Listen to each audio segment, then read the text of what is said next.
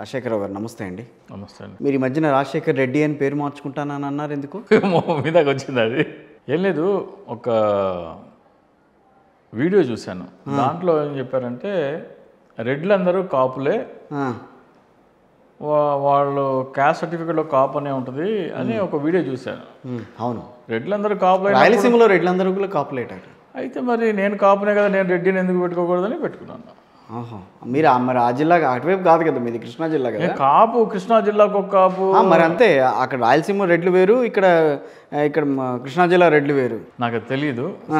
రెడ్లు కాపులు అందరూ రెడ్లు అంటే నేను కూడా రెడ్డి అని పెట్టేస్తాను. సరే, మీ మీసం జాగ్రత్తగా ఉందిగా, ఒకనొక టైంలో చెప్పారు ఇక్కడ. ఏమన్నా మీసమా? మీసం జాగ్రత్తగా ఉంచుకుంటున్నారా? ఇంకా బలపడింది. అదెట్లా? ఇంకా వేళ్ళు బలపడి అట్లాగే చెప్తుంటారు, టీడీపీ జనసేన కలిసి ముందుకు వస్తాయి రేపు. అది ఎప్పటి నుంచో ఉంది. మీసం జాగ్రత్తగా ఉంచుకోవాలి మీరు. అది ఎప్పటి నుంచో ఉంది. ఇప్పుడేంటి, టీడీపీ జనసేన ఆవిర్భావం నుంచే. జనసేన పవన్ కళ్యాణ్ అని నేనైతే నమ్మను. నేనైతే కంఠంలో ప్రాణం ఉండగా అది పవన్ కళ్యాణ్ పార్టీ అంటే నమ్మను. అది పవన్ కళ్యాణ్ కాదు, చంద్రబాబు నాయుడు పెట్టిన పార్టీకి పవన్ కళ్యాణ్ని బినామీగా ఉంచాడు. కాపు ఓట్లు కావాల్సుకున్న చంద్రబాబు నాయుడు మీద నమ్మకం లేదు జనాలకి, కాపులకు అసలు నమ్మకం లేదు. మీరే కాపులకి ద్రోహం చేస్తున్నారు ఈ రకంగా మాట్లాడే. ఎందుకు ద్రోహం చేస్తున్నారు? అంతే కదా, మరి పవన్ కళ్యాణ్ గారు ఆయన కోసం ఏం పెట్టుకోలేదుగా. ఎవరు? పవన్ కళ్యాణ్ గారు ఆయన కోసం పార్టీ పెట్టుకున్నాడా? ఎవరి కోసం పెట్టాడు? ఆయన కోసం పార్టీ పెట్టుకున్నారా? కాపు జాతి ఉద్ధరణ కోసం పెట్టుకున్నారు. కాపు జాతి కాదు, ఆంధ్రప్రదేశ్ ప్రజల కోసం ఉద్ధరిస్తేనే పార్టీ మనుగడలో ఉంటాయి. కాపు జాతి ఓట్లు ఒక పార్టీని కోసం వేయించడం కోసం అటు వెళ్ళండి ఇటు వెళ్ళండి అని గొర్రెల మందని డోలినట్టు తోలడానికి ఒక ఇదిగా ఉంటే ఎవరు నమ్మరు. పవన్ కళ్యాణ్ 2014లో చంద్రబాబు నాయుడు పాదయాత్ర చేస్తుండగా మొత్తం 3 of the people చూసి కాపులు నాకు ఓట్లు వేయరు అని గమనించాడు. దాంట్లో ఆయన ఒక హామీ పెట్టాడు, కాపులకు రిజర్వేషన్ ఇస్తాను. ఏదైనా ఈ రోజు టీడీపీ జనసేన కలిస్తే మాత్రం అది చెప్పి మీసం మీద నాకు కొంచెం దృష్టి పడుతుంది. నా మీసం ఏముందండి బాబు, మీరే కదా ఇదే వేదికగా మీరు అన్నారు, నేను వాళ్ళు గెలవకపోతే కనుక మీసం తీసేస్తాను అన్నారు. పదిలంగా ఉందని అంట. రేపు బీజేపీ కూడా కలుస్తుందని అంటున్నారండి. బీజేపీ కలిస్తే ఇంకా పదిలంగా ఉంటుంది. అదేంటి? ఆంధ్రప్రదేశ్లో అంటే దేశవ్యాప్తంగా 303 సీట్లు వచ్చిన పార్టీకి ఆంధ్రప్రదేశ్లో భారతీయ జనతా పార్టీకి పోయినసారి 0.83% ఓటు ఇచ్చారు. ఎందుకు ఇచ్చారు? ఏం లేదనే, దగులుబాజీ పార్టీ కాబట్టి. మీకు ప్రత్యేక హోదా ఇస్తామని కాంగ్రెస్ పార్టీ 5 సంవత్సరాలు. మరి అంత దగులుబాజీ పార్టీ అయితే టీడీపీ ఎందుకు వాళ్ళతో వెళ్ళి కలవాలని అంత ప్రయత్నం చేస్తుంది? టీడీపీ ఎందుకు కలవాలనుకుంటుందో, ఎవడు గోతి ఎవడు తవ్వుకున్నాడో మనకైతే తెలియదు. కానీ బీజేపీతో కలిసినోడు భూస్థాపితం ఆంధ్రప్రదేశ్లో. పోయినసారి బీజేపీని చెప్పుతో కొట్టి బయటికి వెళ్ళి డైరెక్ట్గా కలిస్తే భూస్థాపితం. వైఎస్ఆర్సీపీ బీజేపీ లోపాయికారి ఒప్పందం చేసుకుంటే అది ప్రభుత్వానికి మధ్యలో ఉన్న ఒప్పందాలు వేరు, పార్టీల మధ్యలో ఉన్న ఒప్పందాలు వేరు. అంతేలేండి, రాజకీయ విశ్లేషణలు ఏది చెప్తే అదే కరెక్ట్. అలా కాదండి, ప్రభుత్వానికి ఒక ప్రధానమంత్రికి ఇవ్వాల్సిన గౌరవం ఇవ్వాలి, ఒక ప్రధానమంత్రికి ఇవ్వాల్సిన ప్రోటోకాల్. అని ప్రజలు ఎన్నుకోబడిన ప్రధానమంత్రి. మన ఆంధ్రప్రదేశ్లో 0.83% ఓటు వచ్చింది కాబట్టి నువ్వు ప్రధానమంత్రి కాదు అంటే రాజ్యాంగం ఒప్పుకోదు కదా. కరెక్టే సార్, కానీ కూడా ప్రభుత్వం అన్నప్పుడు ప్రభుత్వం వైఎస్ఆర్ కాంగ్రెస్ పార్టీ ప్రభుత్వమే. మరి దానికి నువ్వు వైఎస్ఆర్ కాంగ్రెస్ పార్టీలో ఉన్న నేతలేగా వాళ్ళు. వాళ్ళు కూడా రాజకీయ నేతలేగా. డెఫినెట్గా మరి రాజకీయ నేతలే కదా. నేను అనేది బీజేపీకి సపోర్ట్ చేస్తుంది వాళ్ళే కదా అంటున్నాను. ఇప్పుడు కేరళ ముఖ్యమంత్రి వెళ్ళినా కానీ ప్రధానమంత్రికి ఇవ్వాల్సిన గౌరవం ఇవ్వాలి, మమతా బెనర్జీ వెళ్ళినా ఇవ్వాలి, అరవింద్ కేజ్రీవాల్ వెళ్ళినా ఇవ్వాలి, జగన్మోహన్ రెడ్డి వెళ్ళినా ఇవ్వాలి. ప్రధానమంత్రికి ముఖ్యమంత్రి ప్రోటోకాల్ అయితే పర్వాలేదు, ఎవరే కాదనరు. అవును, ఇంకా రాజకీయ పరంగా రాజకీయ పరంగా ఏం చేశారు? పొత్తు పెట్టుకున్నారు బీజేపీతో. పొత్తు పెట్టుకోకర్లా, పార్లమెంట్ లో ఇచ్చే ప్రతి బిల్లులో వీళ్ళు సపోర్ట్ చేయడమే చాలు, పొత్తు పెట్టుకున్నట్టుగానే కనిపిస్తుంది. నరేంద్ర మోడీ గారిని పక్కన పెట్టుకుని విశాఖపట్నం సభలో మా పార్టీకి ఆంధ్రప్రదేశ్ ప్రయోజనాల కంటే ముఖ్యం ఏది కాదు, కాబోదు, కాజాలదు అని దిక్కులు పిక్కటిల్లేలా మాట్లాడారు. మీకు వీడియో చూపించమంటే చూపిస్తా. హై పిచ్, ఆకాశం బద్దలైతే వినపడేంతగా చంద్రమండలం కూడా వినపడుతుంది, అంత గట్టిగా టాప్ ఆఫ్ ద పిచ్లో మాట్లాడారు ఆయన. సో దాంట్లో మీకు అది వినపడకపోతే దానికి ఎవరైనా చేయలేరు. విపక్షాలకి ఆంధ్రప్రదేశ్లో దౌర్భాగ్యం ఏంటంటే, ఒక పార్టీ ఏమో నాకు ప్రత్యేక హోదా వద్దు అని రాసిచ్చేస్తుంది, మోడీకి సరెండర్ అయిపోద్ది. అంటే ఆంధ్రప్రదేశ్ యువత జీవితాలు నాశనం చేసే నిర్ణయం తీసుకున్న పార్టీ ఒకటైతే నువ్వు ప్రత్యేక హోదా ఇవ్వకపోయినా పర్వాలేదు, మేము మీతో పొత్తు పెట్టుకుంటామనే పార్టీ ఒకటి. ఈ రెండు పార్టీలు వచ్చి మోడీ దగ్గర నువ్వు లొంగిపోయావంటారేంటి? వీళ్ళిద్దరూ లొంగిపోయారు. ఇప్పుడు చంద్రబాబు నాయుడు 2018లో బయటికి ఎందుకు వచ్చారు? ప్రత్యేక హోదా ఇవ్వలేదని బయటకు వచ్చారు. బయటకు వచ్చి ఇప్పుడు మళ్ళీ పొత్తుకి వెళ్తున్నారు.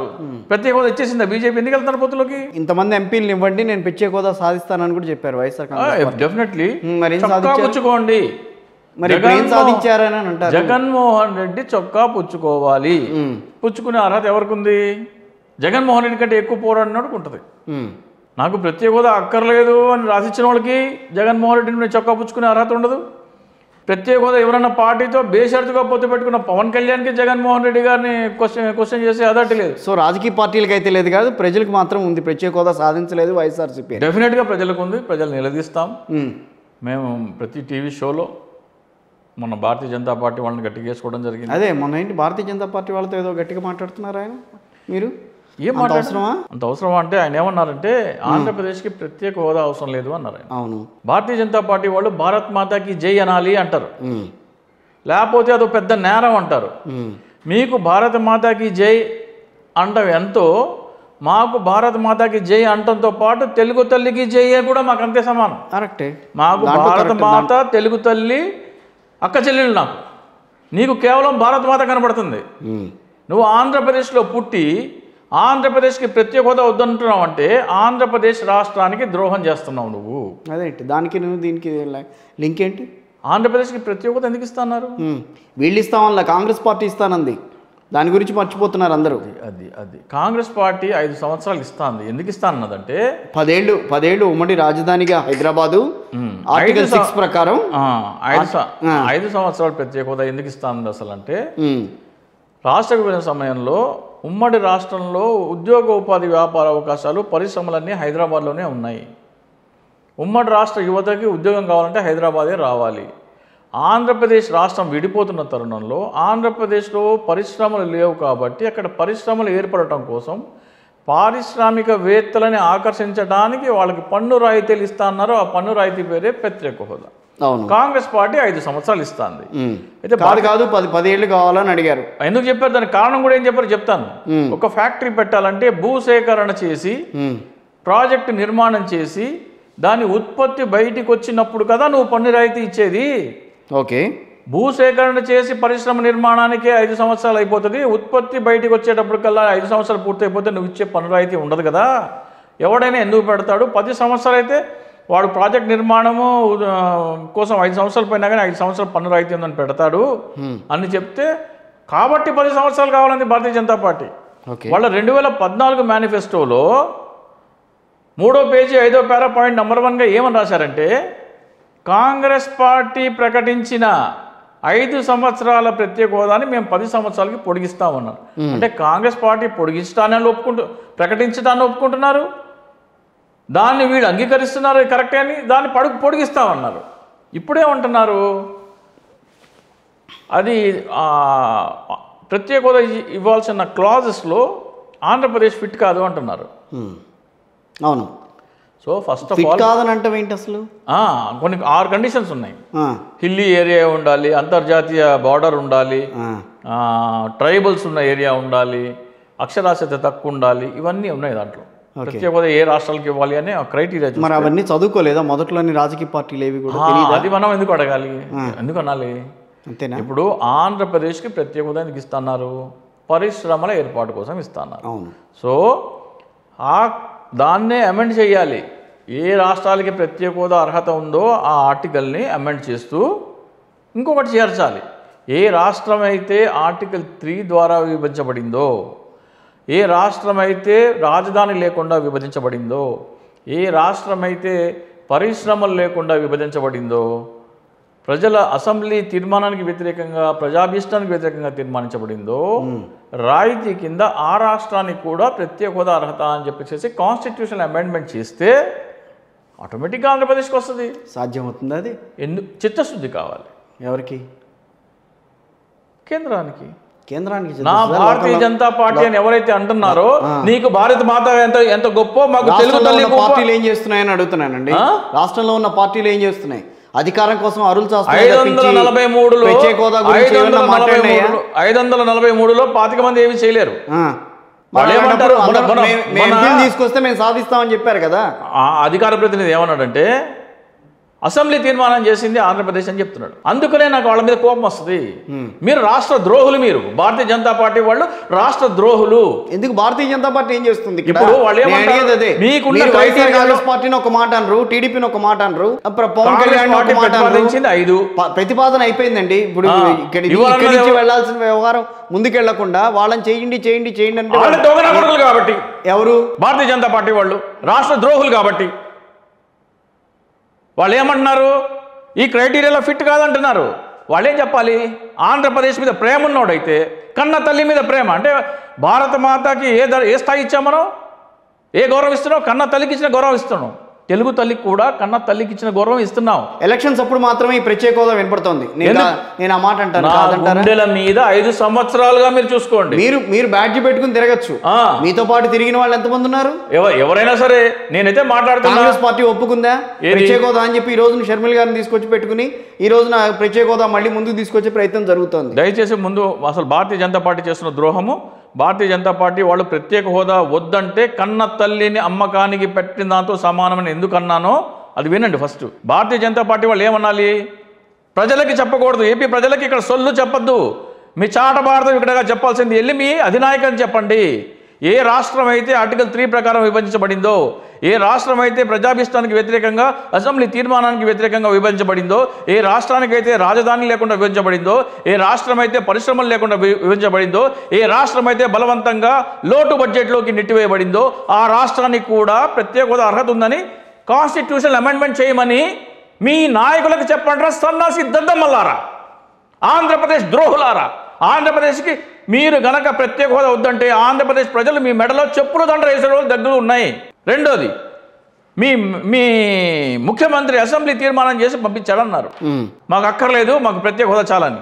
ఇది తప్పది. వాళ్ళు ఇవ్వమంటే వీళ్ళు వచ్చింది చాలని సచ్చినోడి పెళ్లికి వచ్చిందే కట్నం అన్నట్టు తీసుకున్నారు వాళ్ళు. కానీ ఒక ప్రధానమంత్రి రాష్ట్ర విభజన సమయంలో ఆంధ్రప్రదేశ్కి వచ్చి మీకు ప్రత్యేక హోదా ఇస్తానని తిరుపతి సభ దేవుడు సాక్షిగా మీకు హామీ ఇచ్చిన వ్యక్తి ఒకవేళ ఆంధ్రప్రదేశ్ ముఖ్యమంత్రి చంద్రబాబు నాయుడు మాకు వద్దు అన్నాడే అనుకోండి, ఒక కన్న తండ్రిగా ఏం చేయాలి? అరే వాడు నష్టంలో బయటికి పోయారు, వారు పరిశ్రమలు లేకుండా వెళ్ళిపోయారు, వాళ్ళ క్యాపిటల్ లేదు, ఆ యువతకు ఉద్యోగాలు లేవు. అరే సన్నాసి చంద్రబాబు నాయుడు నువ్వెట్లా వద్దంటావురా బాబు? ఆ రాష్ట్రం అన్యాయం అయిపోతుంది కదా. నేను ఒక కన్న తండ్రిని, ఆ రాష్ట్రం అన్యాయం అయిపోతుంది. తల్లిని చంపి బిడ్డను బతికించాలని చెప్పాను, తల్లి ఆంధ్రప్రదేశ్ అని చెప్పాను. నేను ఆంధ్రప్రదేశ్ నేను బతికిస్తానని హామీ ఇచ్చాను. కాబట్టి నువ్వు వద్దన్నా నేను ఇస్తాననాలి. వాడిని ప్రధానమంత్రి అంటారు. మీరు నన్ను కట్ చేయకండి. వాడిని ప్రధానమంత్రి అంటారు. ఎవడైతే ఇట్లా మాట్లాడాడో వాడిని ప్రధానమంత్రి అంటారు. లేకపోతే గొడ్లు కాసుకునేవాడు అంటారు. నువ్వు వద్దన్నావు నేను ఇవ్వలేదనేవాడిని గొడ్లు కాసుకునేవాడు, గాడిదలు కాసుకునేవాడు అంటారు. ప్రధానమంత్రి అన్నారు. మీకు 2019 నుంచి 2024 వరకు ఏమైంది? మీకు నరేంద్ర మోడీ ప్రధానమంత్రి, నరేంద్ర మోడీ జీ ఏమో ఆంధ్రప్రదేశ్ ప్రజలకి దగా ద్రోహం చేసిన దగుల్బాజీ. మీకు మోడీ జీ ఏమో, మాకు దగుల్బాజీ. 2019 నుంచి 24 వరకు వైఎస్ఆర్ కాంగ్రెస్ పార్టీతో కలిసున్నా లేకపోయినా వాళ్ళకి కావాల్సిన వాళ్ళ బిల్లులు పాస్ చేసుకోవాలంటే వైఎస్ఆర్ కాంగ్రెస్ పార్టీ ఎంపీలు కావాలి. వాళ్ళతో ఎలాగైతే ఒప్పందం ఉందనేది అందరికీ తెలిసింది. సో మరి అట్లాంటప్పుడు ఇప్పుడన్నా ఇప్పించుకోవాలి కదా, వైఎస్ఆర్ కాంగ్రెస్ పార్టీ అన్నా ట్రై చేయాలి కదా.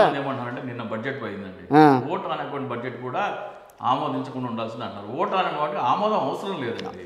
ఓట్ ఆన్ అకౌంట్కి ఆమోదం అవసరం లేదు. ఓకేనా? బడ్జెట్ కానీ ప్రధానమంత్రి, రాష్ట్రపతి, ఉపరాష్ట్రపతి ఎన్నికలు కానీ గురించి చెప్తున్నారు. రాష్ట్రపతి, ఉపరాష్ట్రపతి ఎన్నికలు వైసీపీ వేయనంత మాత్రాన ఆగిపోయే ఎన్నికలు కాదు. అవతల ప్రత్యర్థికి ఎన్ని ఓట్లు వచ్చాయో వైసీపీ మినహాయిస్తే వాళ్ళు గెలిచే వాళ్ళకి అది ఒకసారి లెక్కలు చూసుకుంటే తెలిసిపోతుంది. ఇప్పుడు మనం వ్యతిరేకించినా కానీ వాళ్ళే గెలుస్తున్నారు అన్నప్పుడు వ్యతిరేకించడం ఎందుకు? ఆంధ్రప్రదేశ్ ఎంపీలు వ్యతిరేకించలేదుగా. వ్యతిరేకించినా కానీ వ్యతిరేకించలేదు కదా. వ్యతిరేకించలేదు తప్పే, కానీ వ్యతిరేకించినంత మాత్రాన అది ఆగిపోయి కాళ్ల బేరానికి వచ్చేంత పరిస్థితి లేదంటున్నాను నేను. ఫర్ ఎగ్జాంపుల్ వీళ్ళు ఓటేస్తేనే అక్కడ రాష్ట్రపతి ఉపరాష్ట్రపతి గెలుస్తారనే పరిస్థితి ఉన్నట్టయితే ఖచ్చితంగా వీళ్ళు పట్టుబట్టచ్చు. కానీ ఆ పరిస్థితి లేదు. ఓకే, ఆ నెపం వేయకండి. నేను ఒకటే చెప్తున్నానండి, ఇప్పుడు నెపం వేయొద్దనంటే ఆంధ్రప్రదేశ్ రాజకీయ పార్టీల చేతిలో ఏమీ లేదండి. ఒక విషయం చెప్తాను సార్, ప్రాంతీయ పార్టీలు సాధించలేనిది ప్రాంతీయ పార్టీలు గట్టిగా అడగనప్పుడు కేంద్రంలో ఉన్న బీజేపీ ఏం చేస్తుంది? మీరేమో అన్నిటికీ ఒప్పుకుంటారా? అక్కడికి వెళ్ళి లేదు లేదు, మీరు అన్నిటికీ ఒప్పేసుకుంటారా? వినండి, మట్టి నూనె నీళ్లు తీసుకొచ్చి ఇచ్చేసేసి ఇదే మీకు రాజధానికి కావాల్సిందని చెప్పి ఆయన ఇస్తే కాముగా కూర్చున్నారా? ఆ తర్వాత ఏమో పాచిపోయిన లడ్డు అని చెప్పని అన్నారు. వాళ్ళు ఏదో డబ్బులు ఇస్తే అది పాచిపోయిందని అన్నారు. మొత్తం దాని గురించి లేదు, ప్రస్తావనే లేదా? మళ్ళీనేమో 19కి సరే వీళ్ళు కాదులే వీళ్ళు సాధిస్తారని చెప్పి వీళ్ళకిస్తే వీళ్ళు కూడా అదే దోవలో వెళ్తున్నారా? రెండు కరెక్ట్గానే ఉన్నాయి, మీరు చెప్తున్నట్టుగా రెండు ఉన్నాయి. రెండు ప్రాంతీయ పార్టీలు వెళ్తున్నాయి. రెండు ప్రాంతీయ పార్టీలు మాకు ప్రత్యేక హోదా కావాలని గట్టిగా మాట్లాడుతున్నాయి. ఏది? ఒక్క పార్టీ మాత్రము మాకు అక్కర్లేదని రాసిచ్చింది. ఎవరు? చంద్రబాబు నాయుడు. ఎక్కడ రాసిచ్చారు ఆయన? ఆంధ్రప్రదేశ్కి ప్రత్యేక హోదా అక్కర్లేదు, ప్యాకేజీ చాలా, ప్యాకేజ్ ఇవ్వండి అని అన్నారు. ప్యాకేజ్ ఇస్తాము తర్వాత ప్రత్యేక హోదా అని అన్నారేమో. ప్యాకేజ్ చేస్తే పరిశ్రమలు వస్తాయా? ప్రత్యేక హోదా ఇస్తే చొక్కా పుచ్చుకుని అడుగునే వాళ్ళాక అన్నం తింటున్నావా, గడ్డి తింటున్నావా, 40 సంవత్సరాలు నీకు సీనియారిటీ ఉంది అంటున్నావు కదా. అరే సన్నాసి, చంద్రబాబు నాయుడు సన్నాసి. ప్యాకేజీ ఇస్తే పరిశ్రమలు వస్తాయా? పరిశ్రమలు రాకుండా ఆంధ్రప్రదేశ్ యువతకి ఉద్యోగ ఉపాధి వ్యాపార అవకాశాలు వస్తాయా? ఎట్లా ఒప్పుకున్నావు నువ్వు? ప్యాకేజీకి ఎట్లా ఒప్పుకున్నావు నువ్వు? యువతకి ఉద్యోగాలు లేవని ఈ రోజున దొంగ నాటకాలు ఆడతావా? ఆంధ్రప్రదేశ్ యువతకు ఉద్యోగాలు లేవని దొంగ నాటకాలు ఆడుతున్నారు పవన్ కళ్యాణ్, చంద్రబాబు నాయుడు. మాకు ప్రత్యేక హోదా వద్దు అని రాసేయడం అంటే ఏంటంటే మాకు పరిశ్రమల ఏర్పాటు అవసరం లేదు, పరిశ్రమల ఏర్పాటు లేకపోతే మాకు యువతకు ఉద్యోగాలు ఉండవు, ఇవన్నీ రాసిచ్చారు కదా మీరు. మీకు ఎక్కడ హక్కు ఎక్కడుంది? మీకు ఆ యువతకు ఉద్యోగాలు లేదని ఏ మొహం పెట్టి అడుగుతున్నారు మీరు? ప్రత్యేక హోదా ఇవ్వనన్న పార్టీతో సంకనెక్కాడు ఒకడు, మాకు ప్రత్యేక హోదా అక్కర్లేదని రాసినాడు ఒకడు. వీళ్ళిద్దరికీ ఏం అధికారం ఉంది? తల్లిని చంపి బిడ్డను బతికిస్తాను, నేను ఆ తల్లిని బతికిస్తానని చెప్పాడు. కొన ప్రాణంతో తల పీక నొక్కుతున్నాడు. సో ప్రజల వల్ల అవుతుంది, ఇది పార్టీల వల్ల అవ్వదు. ప్రజలు కేవలం ఒకటే తీర్మానం చేయాలి, కేంద్ర ప్రభుత్వం మాకు ప్రత్యేక హోదా ఇవ్వకపోతే మేము కేంద్ర ప్రభుత్వానికి చెల్లించాల్సిన పన్నులు చెల్లించము. మొట్టమొదటి భాగంగా నేషనల్ హైవే అథారిటీ ఆఫ్ ఇండియాకి చెల్లించాల్సిన పన్నులు ఆపేస్తాము అని ప్రజలు తీర్మానించుకొని, ఏముంది ఆంధ్రప్రదేశ్ ప్రజలందరూ బీజేపీ మనకి ఇంత ద్రోహం చేసింది కదా అని మీరే అంటున్నారుగా. బీజేపీ రాష్ట్రంలో లేదు, బీజేపీ రాష్ట్రంలో లేదు, మీరు కేంద్రంలో కూడా ఉండకూడదనేది మీ ఆలోచన. ఉండకూడదని నేను అంటల్లా, అంటే నాకు ఇవ్వాల్సిన ఇవ్వు అంటున్నా. బేసిక్గా పరిపాలించుకో, మాకు అభ్యంతరమే లేదు. నువ్వు నాకేం మాట ఇచ్చావు? తల్లిని చంపి బిడ్డను చేసి అన్నావు కదా, తల్లిని ఎందుకు చంపుతున్నావు? కాదండి, బోలెడు రాష్ట్రాలు అడుగుతున్నాయి ప్రత్యేక హోదా కావాలి అని చెప్పి, ఈ రకంగానే అడుగుతున్నాయి. అన్నీ కూడా మాకు అర్హత ఉందని అంటున్నాయి.